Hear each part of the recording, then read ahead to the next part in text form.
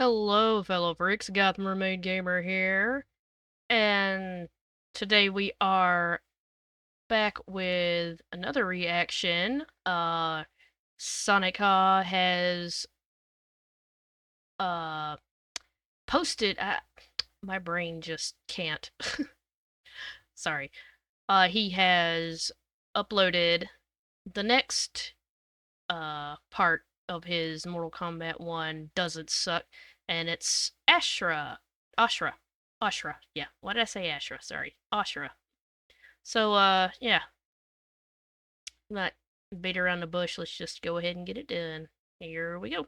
Ashra, demon of the Netherrealm, is on a journey of redemption. Demons. She used to just be a demon who only knows pain and suffering, but after journeying outside of Netherrealm, she found peace and beauty. Ashra then fled the Sisterhood of Shadow. Along the way, she like found a fan art magical thing? Chris. Tasha. When used to slay demons, it purifies her soul. Then she decides to be a devil hunter in order to reach absolution. And interestingly enough, this description of Ashra is almost identical to her lore in the Midway games. Well, except for the parts in Armageddon. I'll talk about that later on. The gang asked why Ashra was being pursued. She explains that after running away from Quan Chi, he sent his minions to go after her. So now Ashra is doing an Uno reverse and going after Quan Chi, which led her to the living forest. Quan Chi built a device known as the Soul Stealer, and he's testing it out in the forest filled with many dead souls. So the gang agrees to help out Ashra's quest. Num num num. Any idea how we buddied up with She then explains that Quan Chi and Shang Tsung have a benefactor, moving on. and that the benefactor was the one that taught them both everything they knew.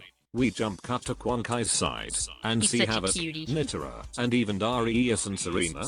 Darius? Serena? Serena's new and totally original The design gang's looks all great. here. She even has a demon form, which was only mentioned in her Armageddon bio.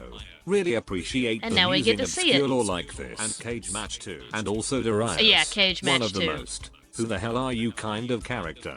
And I Yeah. absolutely love it. Weird and obscure characters that developers aren't sure if they'll work in the base roster are perfect choices to be cameo fighters. And them Yeah. being in the story mode is just icing on the cake. In the Midway timeline, these characters that Quan Chi are working with are neutral alliance. They do not aid Outward's actions, nor do they help Earthrealm in their plight. In M1K however, well yes, they're technically only working with Quan Chi for their own benefits. They are also pretty much just regular bad guys here. Both Nitara and Havik possess half a red gemstone. What this gem is? Why either one of them have the other half? Yeah, We they don't don't explain know. that. Maybe this is a Defenders of the Realm reference. Nitara gladly gives hers, while Havik hesitates. He wants reassurance from Quan Chi that he will give him spells that will bring down Sida's government. Serena and Nitara help out here. That he's delivered for Nitara's Vaternians is all the proof you need. Great job Mara Junit, who is also the voice of Sindel. It's so great to hear a professional voice actress doing a great job here. I wonder what I'm foreshadowing. Oh my gosh, Megan! Megan! Ah! Serena's right. Because of Quan Chi's magic, my realm's people are no longer poisoned by sunlight. We've finally escaped the shadows. Sorry. You got that, Megan. You got that. Woo! I am holding back all my Yeah, urges good to shit talk job. Nitara, but I'm saving it for a rant I've prepared later on in this video. Havik reluctantly gives his gem, and Quan Chi starts the Soul Stealer. Quan Chi stares unblinkingly. Our gang catch up. Earthrealm is in grave danger. You guys are extremely Stares close to being unblinkingly. detected by them, you know. Then they are off Yeah. to stop Quan Chi. However, Johnny stops Kenshi. Now I want to take some time to talk about the relationship between Johnny and Kenshi. Yay, I was waiting because for this. Many, this is considered one of the best bromances in the entire series. I'd say there are 3 acts in this relationship. The first act is the first time these 2 characters met. Kenshi tries to steal Sento from Johnny, and Johnny beats the shit out of him. Not bad as far as first impressions go. Then Yeah. we move on to Act 2. Johnny and Kenshi's rivalry. It's safe to say that during the months of training in the Wuxi Academy, these two were probably not seeing eye to eye. And you definitely see this in chapter 4. I saw that. This feud really starts to heat up when Johnny mocks Kenshi for ditching the Yakuza. Despite Kenshi pouring his heart out to Johnny about how bad and wicked the Yakuza are. The Yakuza are leeches. Johnny looks like he doesn't seem to care. And why would he? No matter how noble Kenshi's cause is, he still burst into his house trying to take Sento away. The rift you that kinda did happened break in Act into his 1 house. is probably the main reason why Johnny and Kenshi are struggling to be friends with each other. But all that changes when Melina lunges onto Kenshi.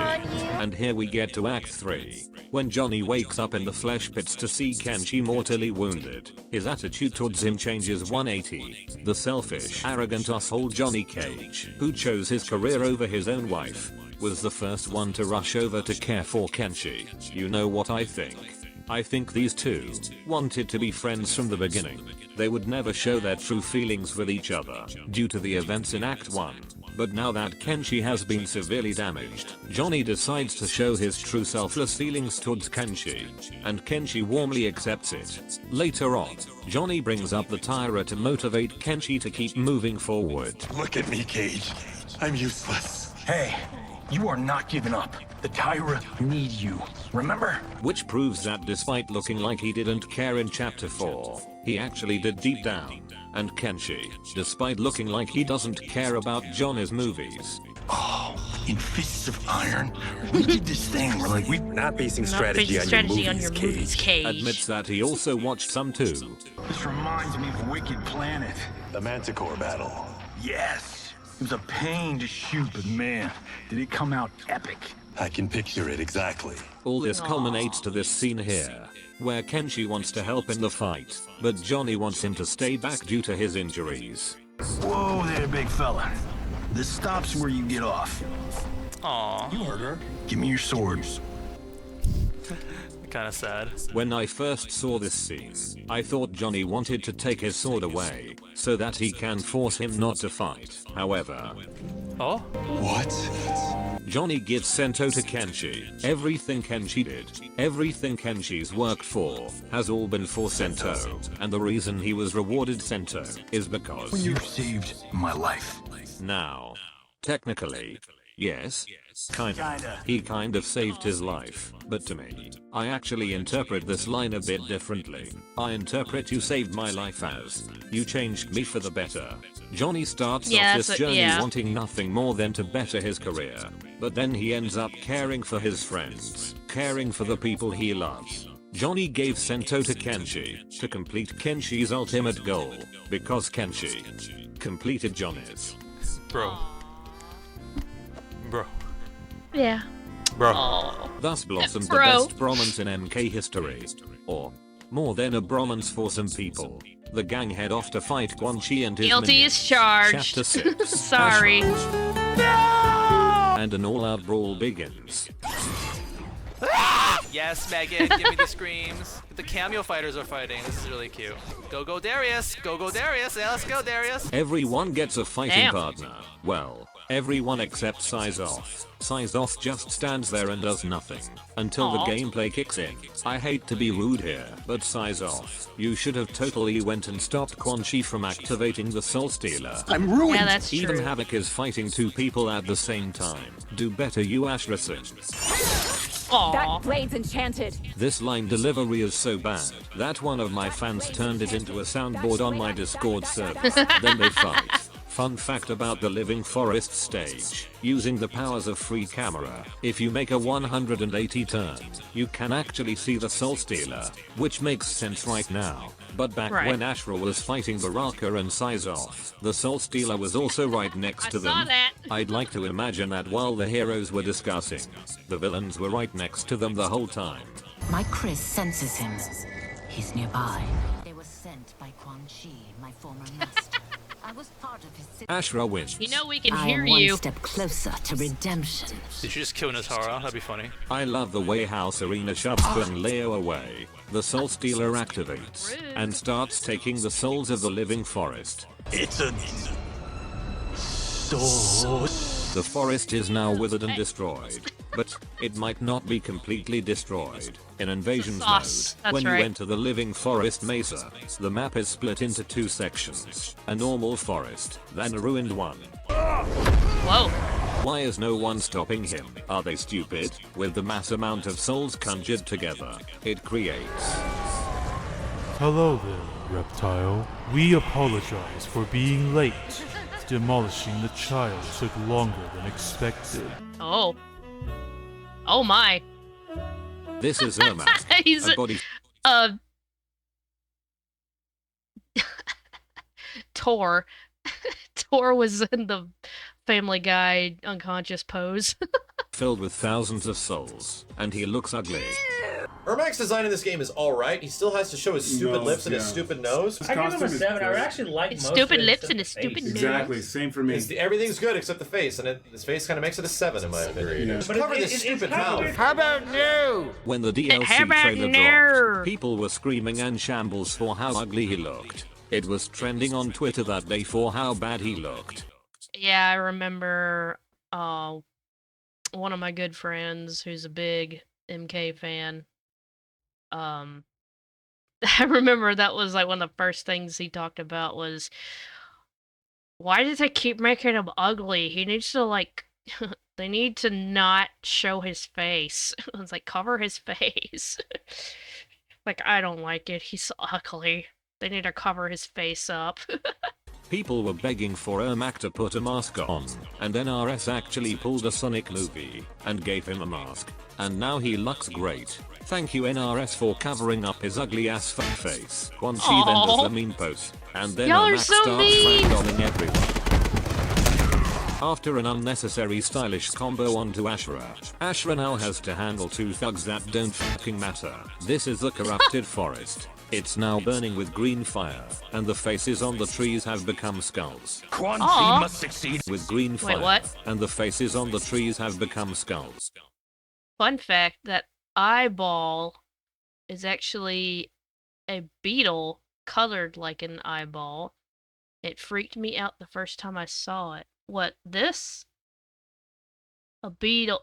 It's no... A beetle. You know you spelled it like the band, right? Was that intentional? Quan Chi must succeed if I'm to liberate order. Don't care. Next Ashra Don't care. Yeah, that's a good detail there. The faces are skulls now. That's like makes it even sadder.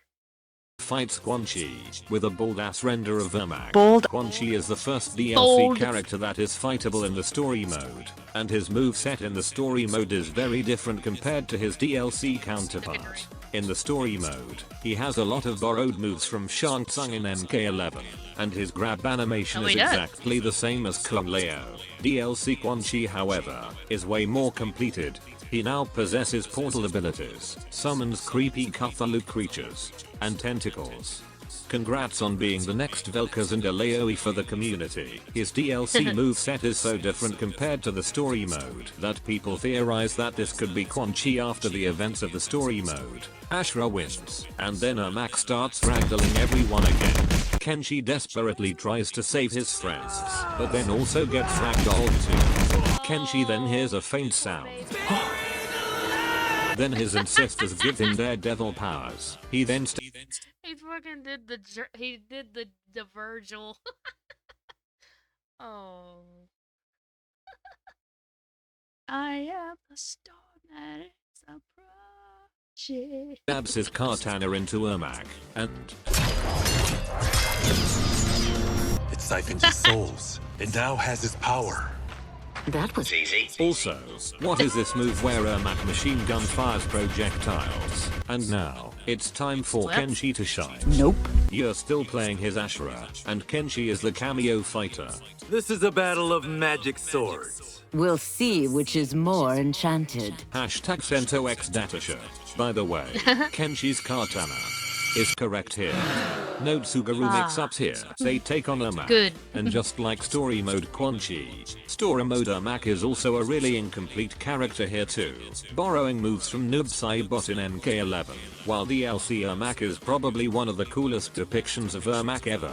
By the way, there's a giant conspiracy with Ermac that he was actually going to be the 24th playable character in this game.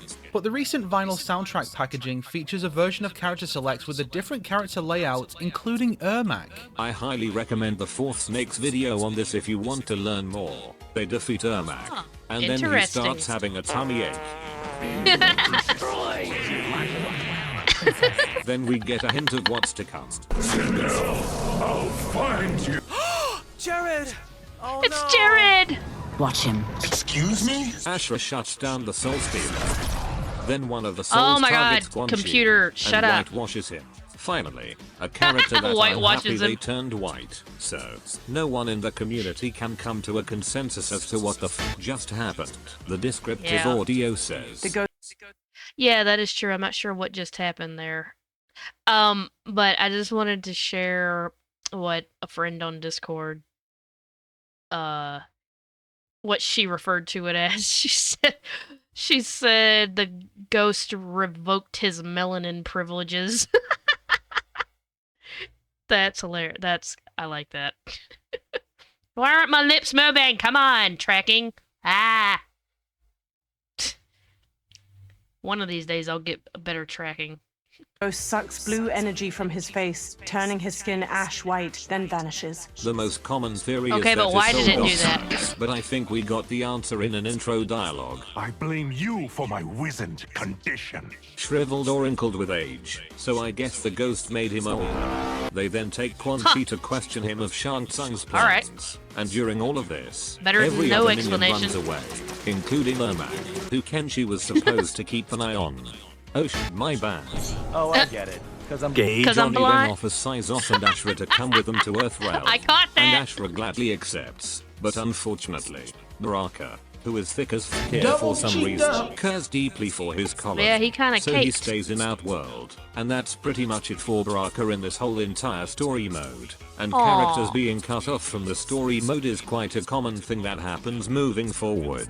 We cut to the Ying Fortress, where Shang Tsung reports the progress to his benefactor. Multiple Soul Stealers are under construction, and there is an army ready to be commanded once they are fed enough souls. All things that are setting up Act 3, and that's basically Chapter 6. Welcome to the Double ID. Interesting intro dialogues, where we look at character intro dialogues to gain more information about the current chapter we're on. Ashra, just like Serena, also has a demon form. It's hard to believe there's a demon inside there. My true face would horrify you, Cage. Can all demons assume humanoid form? Only those of us who are Cambians. And finally, A I what? have way too much to talk about in this next section. Let's break it down. Ashrah and Nitara. Okay, let's get the elephant in the room out of the way. Megan Fox. I am Megan Fox, and I'm voicing Nitara. Never thought I'd meet a Vaternian. Let alone that one would kill you. Of course I fly. I have wings. Don't I scare you in the least? I should have killed you at Ying Fortress. I should have. Idiot. Sindel's soul wants vengeance. I'm not the one who killed her. You're like a nightmare come true. For others, I'm a fantasy. When the trailer dropped for Nitara, I knew for a fact that Megan Fox was going to be bad. You Outworlders believe yourselves so But holy shit, did she manage to exceed my expectations. Her voice is so bad that people are retroactively praising Ronda Rousey's performance. What the hell are you talking about? Okay, I'm gonna say it right now. I did not think Ronda Rousey was like god awful as Sonya. I thought she sounded fine. Like she made a good like older, mature Sonya voice, definitely. So, yeah, that's my opinion. I think she sounded good enough. Celebrity voice acting has always had a pretty bad rep, but now because of Megan Fox, people will have Vietnam War flashbacks whenever a celebrity is announced to voice a character. Despite her horrendous voice acting, at least she did a decent job with the battle grunt. Yes, Megan, give me the screams. That's not her. Oh wait, never mind. Christina V was the one who did them. Why not just get her to play Nitara, an actual voice actress? How much did it cost? How much did it cost to put her first takes into the game? Veternus has its wronged you. Has its wronged you. Has its wronged. I feel like you could have used that money to hire Anthony Starr to do Homelander. Flap, flap, flap goes that little mouth of yours. Megan Fox has done irredeemable damage to the vampire's legacy. But let's stop beating a dead horse. Everyone unanimously agrees that Nitara's voice sucks, so let's instead talk about other aspects of the character, such as design. Ashra has her interest, yes. Don't forget, this is a double let's break it down feature. We're talking about both of them. When Ashra first debuted, people were a bit mixed with her, some not even recognizing her. I am Ashra. Nitara? But I personally do like her new design. Her appearances, like Johnny said. You look human. Mostly. I think showing her demon features help emphasize her character. Someone who's trying to purify herself to look more human, but she's not quite there yet. I personally still wish she had one little detail for her design. Her big dumb hat. Hat. I don't Her care big if dumb it's hat. not practical. It's what makes her iconic. Luckily, Yeah. if you want to see a more midway design for her, then check out the movie Mortal Kombat Legends Cage Match. As Yeah. for Nitara's design, it's good, though I personally prefer her midway design. Now I am going to go into it's good, What'd that though say? I personally prefer her midway design. They did add this as a skin, but I prefer how it looked here. Yeah, that's probably because they covered her up more. Yeah. I mean, I remember they gave that to her as a skin. I recognize this part of the outfit, but you know they covered all this shit up. Now I am going to go into detail why I, or 3D era Nitara fan, am absolutely disappointed with the current version of Nitara, and even a little bit with Ashra. Let me tell you the story of two beings looking for absolution. During the Midway timeline, Shao Kahn loved conquering realms, and one of these unfortunate realms Make out world was great again. Veternus, the vampire realm. Once Shao Kahn merged Veternus to Outworld, Nitara was forced into this unknown wasteland, and now ponders a plan to save her world. What made Nitara, and even Ashra interesting, is that while the heroes are busy fighting the bad guys, Ashra and Nitara are busy dealing with their own missions, making the world of Mortal Kombat feel more grand and fascinating. After using Reptile and Cyrax to do her bidding, she finally completes her mission of saving her vampire elf. And like I said earlier on in this video, Ashra's 3D era story is pretty much the same as the one in M1K, but Mortal Kombat Armageddon is where everything changes. You see, the Dart to Shah is not a demon slaying device that would purify Ashra for each soul she killed. It is instead a curse that corrupts the user into thinking they are on some sort of greater purpose. And the truth is, the blade is solely driven by bloodlust, and all it wants is for the wielder to kill, and kill. Ashra's next destination to purge the evil from the world was Veternus, the realm from which the blade came from. And so, Ashra went on a killing spree, on an unending amount of Veternians, which turned Ashra into Nitara's sworn enemy. A lot of this lore was gathered thanks to history behind the Warriors videos. Go check them out to learn more details that I skimmed through. I really love this short story. The main moral of this tale being, don't judge a book by its cover. Ashra is the white angelic deity who purges evil, while Nitara is the dark evil vampire that uses people for her own goals. In the intro to Armageddon, you can see Ashra on the forces of light, while Nitara is on the forces of dark. But once you look into their stories, Ashra is a genocidal maniac, while Nitara is the savior of her race. In a weird way, Ashra and Nitara are the yin-yang of each other, but inverted. This is my favorite story in the 3D era saga, and I've been very excited to see the story depicted in a modern light, and after 17 years, I'm severely disappointed. Now don't get me wrong, I do like Ashra in M1K. I do like her personality when she's hanging out with the heroes. But part of me wishes that they still went with the corruption plotline to tie her connections with Nitara even more. Now, There are really tiny hints that it still could happen. Ashra is hunting for you. You know of my Chris. There's no Vaternian who doesn't. Destroying Veternus will assure my ascension. Committing genocide will expiate your sins. But I doubt they'll do Damn, it. she's got And you right the there. main reason is that it'll turn her into a villain. Cage Match and Onslaught didn't do it. So I don't see the future of this game doing it either. Again, I still think she's a good character, and they are setting up other things for her in the future. Unfortunately, I can't say the same for Nitara. Remember everything cool I just mentioned about Nitara for the past 5 minutes? Well, Yes. scratch all of that. Scratch that. And let's instead focus on something we've never explored on with Nitara. Vampire lore. Sure. Basically, Vaternians are immortal, and have eaten all the creatures in their realm. If your species is immortal and it procreates... You see now the crux of our problem. So Nitara is going to capture humans as food supplies. Boring. This is one of the most boring directions you can take this character. Castlevania did this way better already. Then Nitara starts working for Quan Chi, because Quan Chi cast a spell that makes every Vaternian immune to sunlight, which is stupidly OP in my opinion.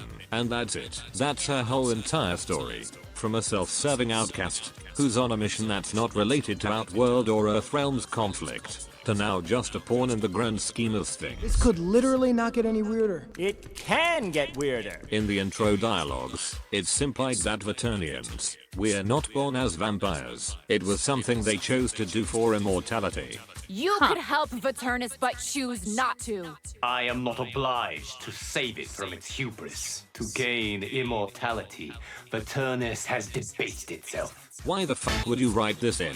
The tragedy of being a vampire is that you're forced to feed on blood.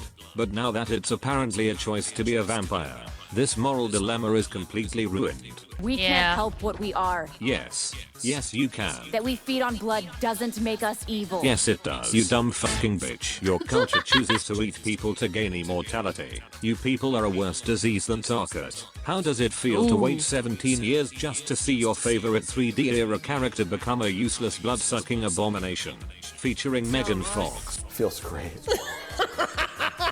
Here's a hot take, or not. I think Mortal Kombat 2021 had a better depiction of Nitara. She doesn't talk, and we don't know her backstory, which in this case is kind of a net positive. I think the worst thing about Nitara is that I don't think she's coming back anytime soon now. I don't think people like this version of Nitara and want her back in the next game.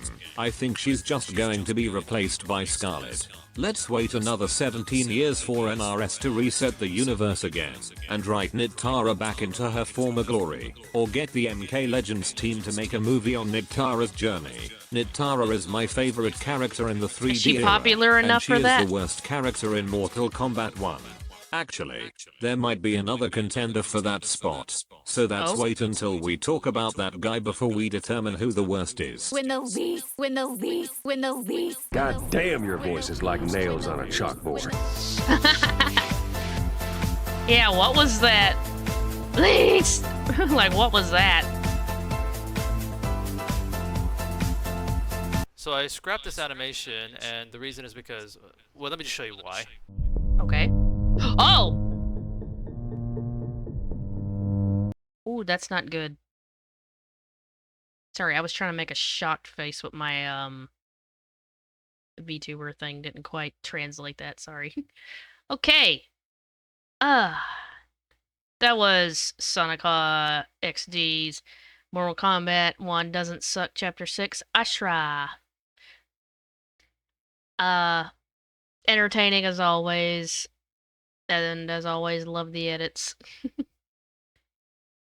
Thanks for that info about the Midway era versions of those two characters. I had no idea, especially Nitara. I didn't know anything about her. And wow, that is kind of come on, move mouth. That is pretty disappointing to see that she's just like wicked vampire bloodsucker bitch, and yeah, her old backstory was more interesting. So anyways, he's already explained it, but Okay, so like, comment, subscribe. Definitely comment because that helps out with the algorithm. And I'll leave the you know, a link to his channel in the description, so go watch him. And see you guys in the next one. Bye.